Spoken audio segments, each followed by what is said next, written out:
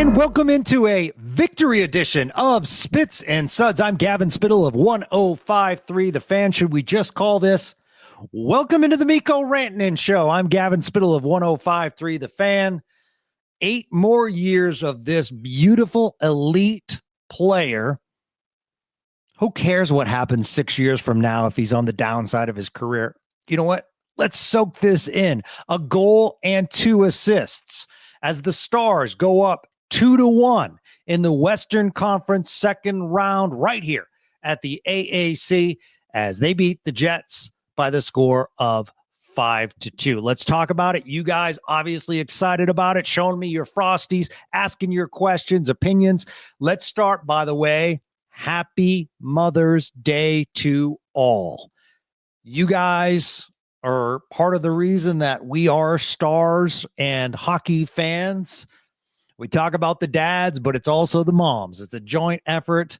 And stick tap to all the wonderful moms out there. I know as a little kid, my mom loved going to the hockey games, and she specifically loved it when the boys dropped the mitts and fight.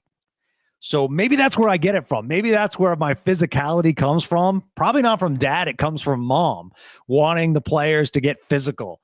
At the old Boston Gardens with Terry O'Reilly and Peter McNabb and Raymond Bourque. And those days are far away, and it's a different game right now. But I just wanted to say, love you, Mom, and thanks for all that you have done for me over the years. Hey, the Stars had a rarity today, and what a great sign this rarity is. The Stars have only led in the Colorado and now Winnipeg series 17.4% of the time. That is just incredible. But Winnipeg certainly would like to have the beginning of this game back. Remember what we said last game in that double minor on that high stick by Tyler Seguin really killed the momentum? Well, bizarro world. The Stars begin the game with 4 minutes of power play time, just like the Jets in Game 3. It was a high stick by Nino Niederreiter just 22 seconds into the game. Thomas Harley not nicked up, so it was just a 2-minute penalty. The Stars can't convert on that power play. But then at the end of that power play, Josh Morrissey gets called for tripping on Mikko Rantanen. So the Stars have a few seconds of 5-on-3, and then it moves to 5-on-4, and that's when they convert. So let's start with the Dallas Stars power play, which was 1 of 2 on the evening. 50% clip, never bad. And it is amazing how this power play has changed since Mikko Rantanen has become a Dallas Star. And I think this power play goal is a great example of positioning in hockey and not doing too much. Remember what we said when the Stars went on that 8-game losing streak and we were all worried, rightfully so, going into the playoffs? One of the things that was mentioned was by several analysts, including right here on Spits and Suds, is the tendency is when you're losing like they were, to overcompensate and to try to make that great play rather than staying in your position. And on the flip side, on the power play, doing too much, not staying in your position and trying to create a play to get a goal. Well, this was a great example of confidence and knowing where to be, because Roope Hintz wins the draw in the offensive zone. And we've talked about the Stars having the advantage in the faceoff circle.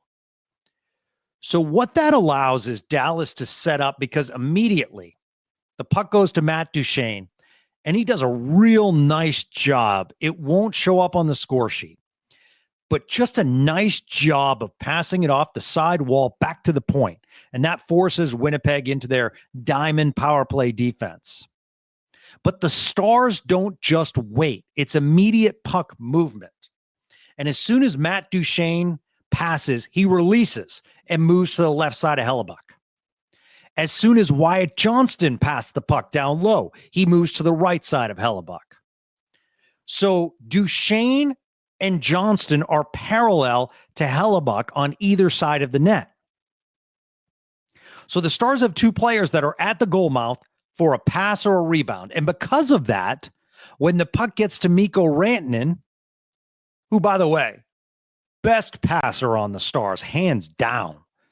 This guy, amazing. So if you give Mikko Rantanen three options, two down low, as we just mentioned, or Roope Hintz, who had moved to the middle to that bumper position. So Rantanen has three options, and he decides to go to Hintz in the middle, and Roope with the quick bump or high tip past Hellebuck. Just a really nice execution and design by the Stars, and they go up 1-0. So stick tap to Steve Spott, who runs the power play, the assistant coach. Something obviously they've worked on. Players getting into position and that confidence knowing that it's going to work. So Winnipeg does tie it at 9:53 of the first, and it's the guy that I just keep mentioning, Stars killer Kyle Connor. There's like players, and listen, every team says we passed up on Wyatt Johnston, we passed up on Liam Bichsel, we passed up on Jake Ottinger, Jason Robertson. So there are like a lot of teams that pass up on like Stars draft picks, but Kyle Connor passing up on him, that's a tough one. But Jamie Benn gets beat on the faceoff, so Winnipeg gains possession. And by the way, Adam Lowry, terrific in the faceoff circle for Winnipeg. So Winnipeg gains possession, and they immediately shoot the puck on net. Don't waste any time. So Ottinger is forced to make a quick save.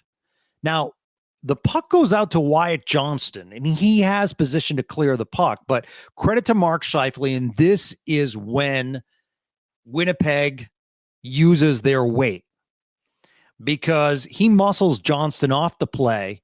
It leads to another shot that is deflected wide, but it goes right to Kyle Connor. We talk about puck luck and puck bounces and how really it's game changers. I actually think Jake Ottinger would have saved this, but obviously it's tough to say. It's also tough to say and criticize Esa Lindell, because when he's on the ice, it's like the Stars have two goalies. And they have been so good blocking pucks, specifically Esa Lindell, and saving goals. But if you watch closely, Lindell's stick hits Ottinger's glove just barely coming over. And I think that was just enough space for that wraparound to go through. And it's tied at 1. And folks, I need to do a couple laps. I need to do some extra skating because I forgot to do this. And my apologies. Oops, I'm using a bottle. Oh, this is a faux pas. There we go. This is what happens when you buy bottled beer. It just does not sound as good on the podcast.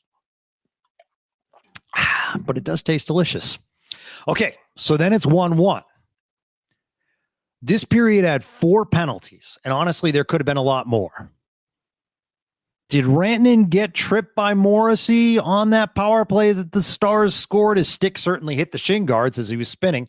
So whether he did or not, that is a penalty. The Stars did get away with too many men on the ice. Lyubushkin didn't touch it, but could have been called. Winnipeg got away with a trip on Johnston, a cross check on Benn. So they could have called a bunch more really throughout the game. It just would have been penalty filled. Both teams just pushing it to the edge, maybe even more. So Dallas did get a lucky puck bounce because another Jamie Benn penalty, another penalty that didn't need to happen as he was holding the stick. So the penalty killers put it out of the zone, but they didn't send it all the way down. And Dallas got caught. Just a smart play by Josh Morrissey, who spun around, quickly passes it to Scheifele. And because Morrissey was so deep and skated so fast, he came back into the play, and Scheifele did a give and go. Morrissey was wide open, but the puck is bouncing, and he shoots it wide. Big break for the Dallas Stars. Big break. That would have made it 2-1 Winnipeg. And speaking of penalties, the Stars would have went on another power play thanks to Mikael Granlund, but they got something even better. This almost made the Granlund trade. I mean, there's so many reasons why Granlund's been good, but this almost made the first round pick worth it. I mean, absolute terrific skills and heads up, carrying it into the zone around defenders. He starts to go around the net, very similar to what Kyle Connor did, and he's tripped up by Nino Niederreiter. Ref hand goes up. So I think a lot of players might have stopped there. And honestly, maybe the Winnipeg Jets did.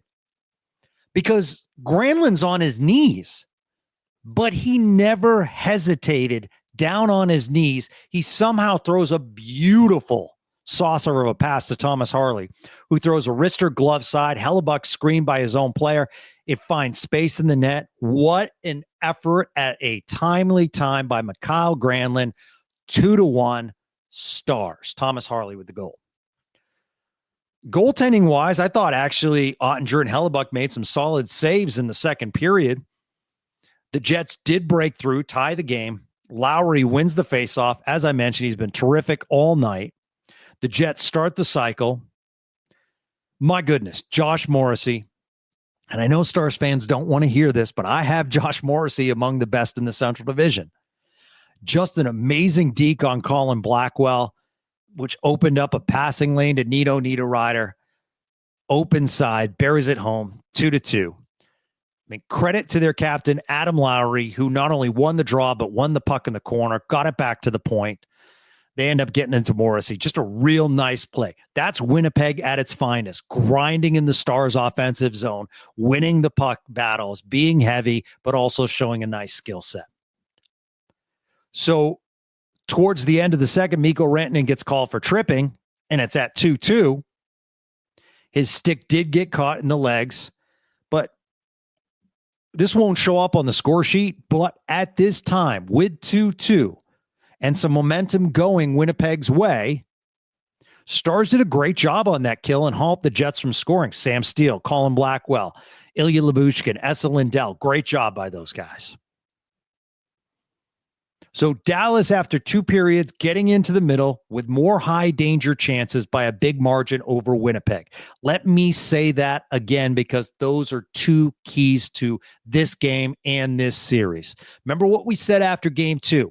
Dallas unable to get to the middle. Winnipeg doing a nice job keeping them to the outside. Dallas is so effective when they can get to the middle of the ice. So they were able to get to the middle in this game. High danger opportunities. So about 3 minutes into the third, awesome blocker save by Ottinger, which would have given Winnipeg the lead. But it's actually the Stars who take the lead. 3:51 into the third period. Let's start with the speed of Sam Steele, who has been absolutely terrific in the playoffs. He carries the puck just over the defensive blue line, all the way into the Winnipeg zone. I mean, Sam Steele is just one of those unheralded guys. You talk about the acquisition of Mikko Rantanen and how important it is. We tend not to talk about the off-season signings of Sam Steele and Petrovic and how good they've been for the Stars. So those pieces that might not necessarily be the difference makers, but they certainly get you there. And Sam Steele has been wonderful. Okay, so Steele gets it over the line, gets to Mikko Rantanen, passes to Petrovic on the rush. Right back to Rantanen. The quickness and accuracy. Just when Mikko Rantanen shoots, it usually goes on the net. And that puck was deflected, causes a little bit of a scramble in front. Stars get the lucky puck bounce as Petrovic puts it back on the net, and it bounces up off the stick of Hellebuck and goes in. Now, when Petrovic put it back on net, it was with his skate. So they review it to see if Petrovic intentionally does a distinct kicking motion. Remember, call on the ice is a goal. So it needs to be conclusive. And this review took some time. And kudos to the NHL for taking their time. I'm totally okay with them taking, even if it was Winnipeg, take the time and get it right. So it's an interesting call and a massive call because the ruling was that Hellebuck and his stick save put the puck on net.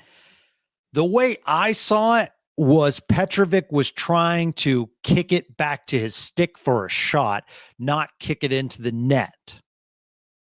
I didn't see a distinct kicking motion, but it certainly helped the Stars' cause that it didn't go in cleanly and that Hellebuck seemed to regain position and it went off his stick up and over to the net. So they felt as though Hellebuck made a play on the puck. And therefore, it was a good goal. And the Stars take that momentum, and people are still talking about whether that was a goal or not. And they kind of catch Winnipeg on a partial line change and get a 3-on-2 into the Winnipeg zone. And by the way, those three are the Finn line, Hintz, Granlund, and the guy we love to have on our team for the next 8 years. Say it loud and say it proud. M-effing Mikko Rantanen. So the Harley to Hintz quick outlet really catches Winnipeg. Hintz takes it over the blue line. It's the little things. So, and this is what I love to point out in Spits and Suds. So, of course, Mikko Rantanen does what Mikko Rantanen does. But if you go back and you watch that replay, he gets to the blue line first. He holds the blue line, and then his speed takes over. So as soon as Hintz goes over the blue line, he goes from a stop position to full-on speed. So maybe a younger player anticipates Hintz going over a little bit sooner, and the play will be deemed offside. But Rantanen had a full skate back over the blue line and did not take any chances. So Rantanen is near the blue line, and now he has multiple options because Hintz and Granlund are ahead of them. Remember we talk about when we say the Stars playing in straight lines? Both Granlund and Hintz did not stop waiting to receive the puck. They had their sticks down just in case, but they continued to move forward. So that gives Rantanen multiple options ahead of him. And it also prevents the Winnipeg defensemen, Pionk and Dylan Sandberg, from going out and attacking Rantanen. All Mikko Rantanen needs is a little bit of space. So before the Jets forwards can make it back, Rantanen cuts to the middle. Jets kind of create their own screen in front of Hellebuck. Rantanen roofs it 4-2 Dallas. He did not have a lot of space to shoot. He just needs, honestly, a few inches, and he nails it. Also important to point out, both Granlund and Hintz were there for the rebound, and Hintz had great position. Remember what I talked about earlier? Power play positioning. And then this. Stars not watching the play. Stars getting into position. If the puck moves to the left, Granlund's there. If the puck moves to the right or center, Hintz is there. Just a little side note, Esa Lindell also on the ice. So 4 players from Finland on the ice to make it a 2-goal lead. So Mikko Rantanen ends up on 3 of the 4 Dallas goals. 18 points, 9 goals, 9 assists in the playoffs, factoring in 15 of the last 17 Stars goals, 3+ points in 5 of the 10 games played this postseason. An absolute beast. I mean, better than McDavid in this playoffs, better than Draisaitl in this playoffs, better than Eichel in these playoffs. Better than Sebastian Aho, better than Ovechkin. I can go on and on. He's the best player in this postseason. And that's just not my opinion. Facts don't lie. So the Stars add to their lead. Winnipeg tries to keep it in the Dallas end. Wyatt Johnston, real nice game for Wyatt Johnston. He wins the puck, sends it to which Dodonoff and Ben have a 2-on-1. Can't say enough about Dallas getting out of their own zone quick tonight. They did not allow for sustained periods for Winnipeg to use that deep forecheck. And what does that come down to? Possibly Dallas being at home and getting that last change as far as getting the matchups that Pete DeBoer likes. And when asked prior to the game about having that last change, Pete DeBoer mentioned, when asked, is it more important from a forward perspective or a defense perspective? Pete DeBoer said, defense, it allows me to set up the matchups the way I want to. And I think that played a factor. Home cooking is a beautiful thing, and that's why you kind of wanted St. Louis to win, because the Stars have been so effective at home. But if Dallas wins on Tuesday night, I mean, that's a beautiful thing, going up 3-1 back to Winnipeg. So getting back to that goal, Ben takes a quality shot. Hellebuck with the save, goes right back to Ben, who finds a trailing Wyatt Johnston in the middle. And when Wyatt Johnston's in the middle, I mean, you look at Wyatt Johnston's goals, like if you do a heat map, it's amazing how the efficiency and how often he scores in the middle. He very rarely scores from the outside. So the first shot is saved, but he puts in the rebound. Stars go up 5-2, and that's your final. So absolutely love it on the TNT postgame. They showed Rantanen's former teammate, Nazem Kadri. He tweeted out, "You always keep the dogs," kind of throwing a shot at his old team, Colorado, who traded Mikko Rantanen, and he put #96. So when other NHLers are talking about it, you know it's been a good trade by Jim Nill and company. So excited. Hope you are as well. Man, we have a lot of tweets on X to get to. Aaron Thacker starts us off. The Thack man, great win today. Felt like a real team win with the Otter stops, multiple people scoring goals. Also felt like really good team defense. Yeah, just an all-around solid effort. I'll admit I was worried about this game based on game 2. I felt as though Winnipeg played their game, and it was totally different. By the way, the last time Winnipeg has won a road playoff game, 2023 playoffs. Let that sink in. They are a different team on the road. That's why you wanted that extra game. But also, if you can win on Tuesday night, like I said, 3-1 is a beautiful thing. Stacy Nolan, Essa, and the PK boys, absolutely amazing. Yeah, they really have. And that's why I'm hoping Colin Blackwell comes back for another year. I do not discount, and you're going to say you're a Colin Blackwell homer. Why, yes, I am. I love the physical nature the Stars played with. And I think anytime Colin Blackwell's in the lineup, he provides great energy. And he's very good. And this is nothing against Oscar Beck. I love the fact that the Stars kind of got someone very similar to Radek Faksa for a much cheaper contract in Oscar Beck. But I think at this point, you keep Blackwell in. Every single time he's on the ice, there's energy. And by the way, I think a much better chance to score. Okay. Omaha is on my mind, who is at Miro is my hero. Jamie was much better today. Worried 27 going to sit for a while. 27. We need to talk about 27. Tanner Wilson. That's Mason Marchment. Petrovic will be remembered as an unsung hero in this Stanley Cup playoff run. He's been excellent in this postseason. If the Stars can unload Matt Dumba's contract, and it might cost Dallas a B prospect, that would open some cap room. But one of the things is, it's been 2 years of Petrovic playing well in the playoffs. I don't see why Petrovic can't be the 7th defenseman on this team moving forward next year. I know that's a June, July conversation, but the guy is playing. Bichel and Petrovic in their minutes played have been highly effective. Not just with the physicality, but getting it out of their own zone.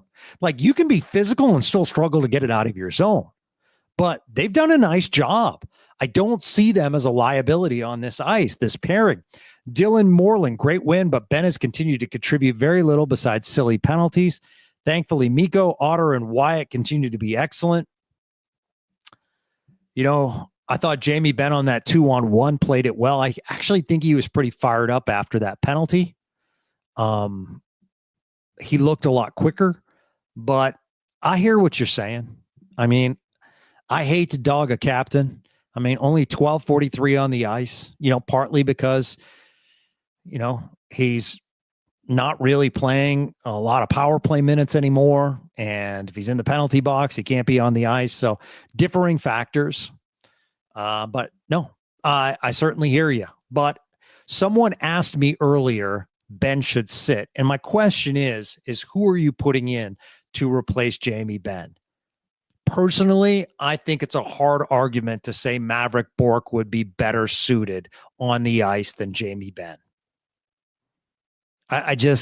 Maverick Bourque to me has the potential to be a really good player, but just needs some seasoning. And the times that he's been in, and I know he has not been in consistently, I just haven't seen it like a Colin Blackwell that says, keep me on the ice and I'll prove it to you.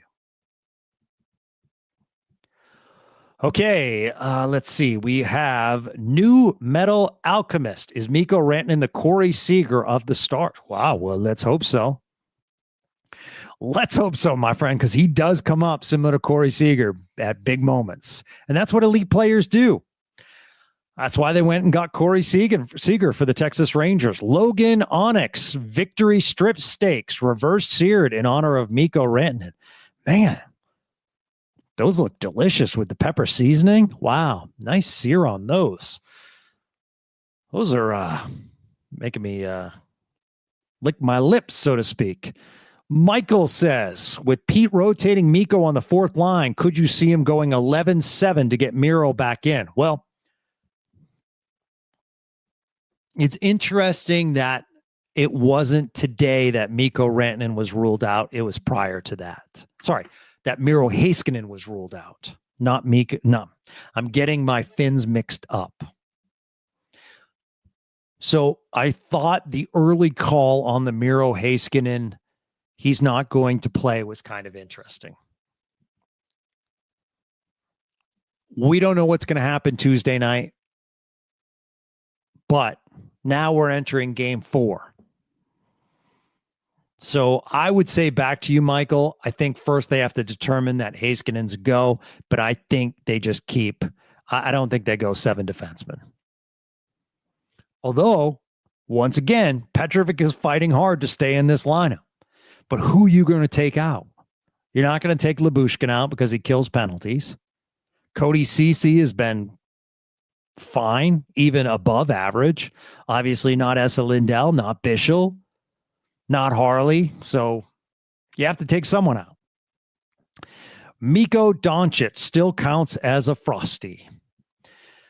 Never Daunted Hefe. My Frosty today is a freezer popsicle with added electrolytes. Ooh, I like that. I'm a 36-year-old man. Well, that's good. Hell of a third period from the fellas. Game was closer than the score indicates, but got better performance down the lineup. All focus on winning game 4, Gavin. Go Stars. Yeah, go Stars. Kaushik Cannon. Credit to the whole team for not letting that long review kill momentum. They came out flying and killed the game. Love the mentality. They did have a great mentality today. They came out fighting. That was a beautiful effort. Got the fans into it early, and Winnipeg taking 2 power plays will certainly do that, similar to what happened in their barn. Christopher DeHardy, just going to enjoy a Coke tonight? Absolutely, but this is a statement win. And by the way, let me keep repeating. A Frosty can be any beverage. It can be water. It can be seltzer. It can be alcoholic in nature. It's what you prefer. The bottom line is I say, let's crack a coldie. Let's crack a Frosty because it's about the celebration, not necessarily what the beverage of choice is. We have to be forceful in game 4 so that we can have them on the edge of the diving board for game 5. Yeah, absolutely. Put all the pressure on Winnipeg. If we can go up 3-1, let's push them off the edge in their barn. Well, if that's the case, if you go up 3-1, you have 3 straight chances, and that's what you want. What the Blickens? Great. Otters better chant from the crowd there. Yeah, it was very smart. Very, very smart. Lost in the shuffle in this 5-2 win is the play of Jake Ottinger, which continues, only allowing 2 goals. And let's look at those goals. Kyle Corner, Stars killer, moving around the net, and Esa Lindell's stick gets in the way of Ottinger's glove. Maybe he makes that save, but he can't because of that. And then the first goal. And then the second goal, which was Nino Niederreiter basically left alone in front of the net, and Josh Morrissey with just an elite move around Colin Blackwood, wide open passing lane, and easy for Nico Niederreiter to score.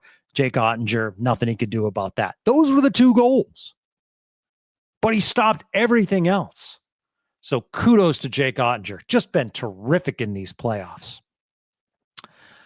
All right. Was never worried about the Stars. Huge win today off a strong team effort led by our amazing special teams and goalie. Love you, Mom. Absolutely. Stick tap to all the moms out there. Bubba Knocker, the defense is answering the freaking bell. Who would have thought we'd be at 6 wins before Miro returns? Also, I would like your opinion on who number 4 should replace. In my opinion, Petrovic, but even he has been phenomenal. Go Stars, go. Yes, I agree with you, Bubba. I think it does need to be Petrovic. Sean Shapiro continues to say 11-7, meaning 7 defensemen, so you can ease Miro back in. But they are answering the bell. Absolutely amazing without their best player. And good teams show this. Remember when Tampa beat the Stars in the Stanley Cup? Who were they without?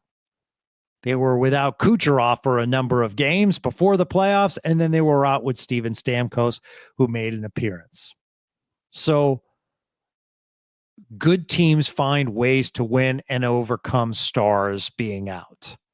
Green Star in Nashville. Finally, the rest of the offense is starting to wake up. That's exactly the game you want coming back from Winnipeg. Keep the pressure on, and we may be looking at taking this series in 6. Here's my Frosty for today to accompany my In-N-Out dinner while in Cali. Cheers, Gavin. Dr. Pepper, blackberry, 0 sugar. Interesting. Never tried that. In-N-Out, I mean, I'm Texas true and true. I know a lot of people like the In-N-Out, and that's fine. Kudos on the In-N-Out, but this guy's a Whataburger guy. Just saying. Give me that Whataburger. Give me that Texas traditional Whataburger. Stacy Nolan, let the good times roll. Frosties for everyone. Seriously, Otter shut door. But the review on the Petro goal was a little ridiculous if they took that off. But how about that Avs goal? But what about the Avs goal? I don't know. Didn't matter. D played great. See you Tuesday. I guess what you're talking about, Stacy, is the Pele-like kick in game 1. And I just don't see how you can deem a Pele kick intentional. But I understand what you're saying.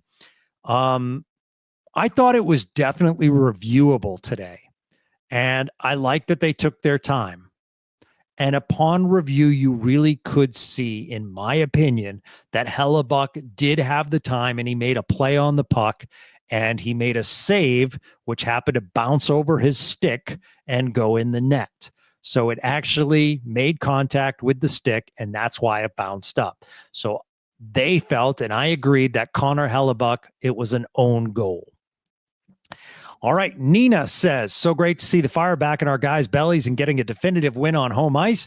Let's go get that win on Tuesday. Heck yeah, Tuesday night will be a rockin' barn. Why Joe number 53 is elite. Cheers, Gavin. Great win for the moms. Yeah, absolutely. So many moms in the audience. Glad they're going home happy. I think that puts us at 500 for afternoon playoff games. Why Joe had himself a strong physical game. God, I love afternoon tilts. Absolutely love afternoon tilts. Fat Jimmy is replying and showing me Jesse Blake's tweet. Mason Marchment just tapped an official. Graham Skilleter on the shin pad because he was upset with a non-call. You definitely can't do that. And I imagine some sort of discipline is coming. So if you did not see that, it was towards the end of the period. And I've watched this several times. And first off, Mason Marchment embellished. He acted like he was absolutely tackled, thrown out of the play. And then the period's coming to a close, and absolutely, he gives a not so welcome stick tap. I am shocked that an unsportsmanlike conduct was not called. Kudos to the referee for letting it go. Could have easily raised his hand, but did not. And we'll see if the league steps in. I know they do not like that at all. Let's see if I'm thinking they fine him. I don't think it's a suspendable offense. But the good and the bad with Mason Marchment. And similar to Jamie Benn right now, I'm kind of getting frustrated with the bad. But it is a give and take. But I'm getting frustrated with the bad. I will tell you that. Fat Jimmy, absolutely thrilled with the victory. Mikko is on fire. I was happy to see goals from Petro, Wyatt, Rope, and Harley. That said, I'm a bit worried that we might lose Mason after his shin tap on the official. We shall see. I know the NHL will certainly look at that. Noah Brown, the Stars won it for all the moms today, celebrating with a fresca on this fine evening. Nice. Otter is pretty good for a U.S. backup, huh, Jets fans? Hey, they're both good. The Dallas Mikko Rantanens are a wagon. Let's keep it rolling. Cheers, Gavin. Yeah, they certainly are. I bet those 96 sweaters are flying off the shelves right now, especially when he's going to be here for a long time. Adam Green thought it was a great team effort by the Stars and the U.S. backup goalie. You guys are very clever. Absolutely love you guys. My question is, I think it's hard to justify sitting Petrovic if and when Miro comes back. Do you see the Stars doing that? Sitting Ceci or maybe playing 11 forwards, 7 defensemen until he's up to speed? Well, to understand, Petrovic doesn't play on the power play and Petrovic doesn't play shorthanded. Ceci does play shorthanded and he's actually very good at it. And Ceci is playing opposite of Esa Lindell right now, very effective. I think you could take Lyubushkin and move Lyubushkin, and I think that's the way to go.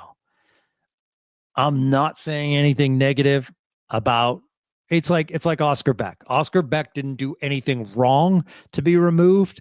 It's just Blackwell is going to provide an energy boost, which I think he did. But I think Cody Ceci needs to be in there. And I want to point this out for those that are talking about Petrovic like they are. I am with you. He's playing amazing. But the combination of Bichel and Petrovic, okay?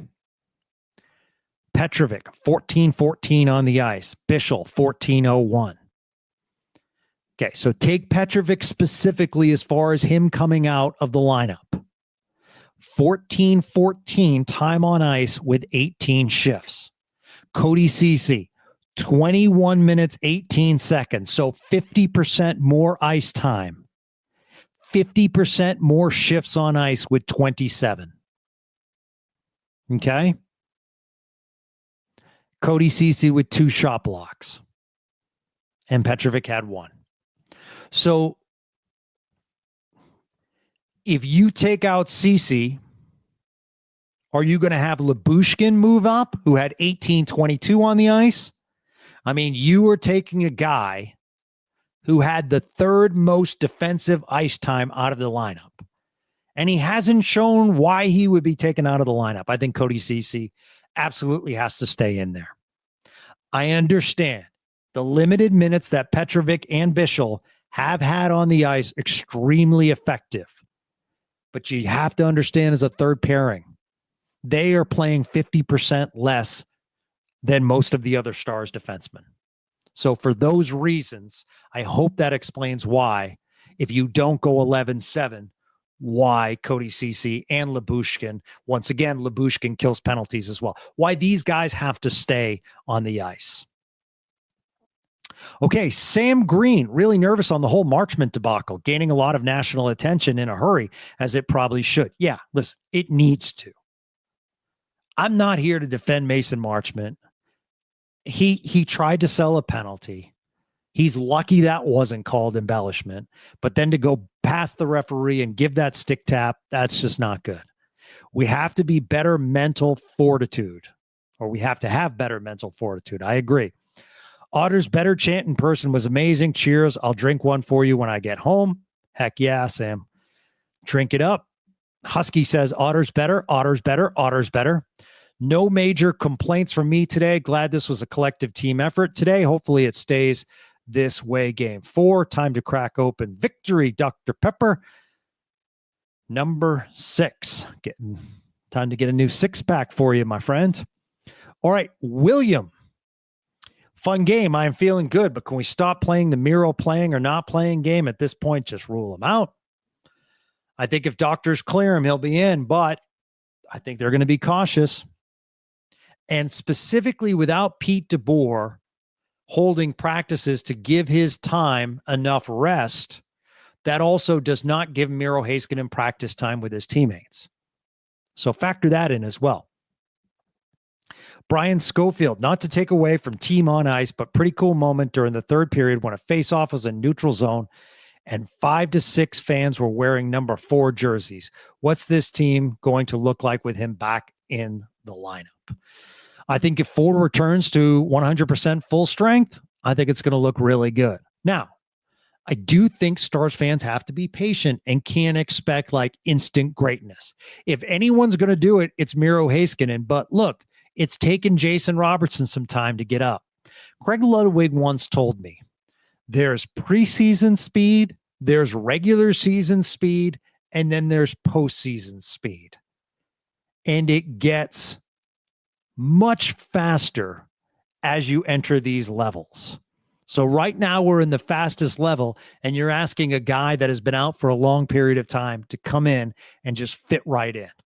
So it might not be as easy as we assume, because we all saw how easy many aspects of Miro Heiskanen's game are. The one thing I like is hopefully it'll cut down on Harley's ice time, or at least alleviate some of the puck pressure off of Thomas Harley, who is just playing a lot of stressful minutes. Chris Stabkoven, this is the game I was talking about the Stars needing to do. Use their aggression against them with speed. Absolutely. And you know what? They were also physical, Chris. I feel if they do that consistently, they'll be successful. Damn good game tonight. So easy question. What's the frosty afternoon? Oh, what's the frosty this afternoon, sir? I am drinking a delicious Stella cider. So I am a fan of the Stella products, and I am drinking a very nice, delicious frosty from Stella. Adam Deacon.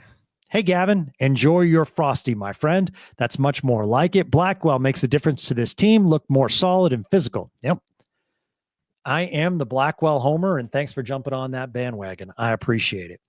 Zach Bradford. And by the way, I can't say it enough. Appreciate the tweets from California. I appreciate the tweets from across the pond in England. Everywhere you guys are, Indianapolis, you guys are sending me tweets. This is amazing. We are growing this thing. And I can't get to bed after these 8:45 starts because of you guys. First of all, you guys aren't cuddling with me, and I need some good cuddle time to go to bed.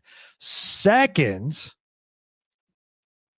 I just have so much adrenaline running through my veins after reading your tweets. So keep it going, but quit it. But keep it going. All right. Zach Bradford, Jets defense showing cracks. Love double shifting Moose and Robo. Let's get Robo going. Yeah, I mean, he is getting up to speed. I will say, just like St. Louis did, the Stars applied much more pressure in this game 3 than they did in game 2. It was no longer a free skate for Winnipeg defense coming out of their zone. The Stars also did a much better job at neutral ice, something that Winnipeg won in game 3. So you look at everything that happened in game 3, kudos to Pete DeBoer and the coaching staff and the players for responding. They eliminated many of those things that cost them the Game 2 win. Daniel Long, another Miller. Yeah, going through those Miller Lights.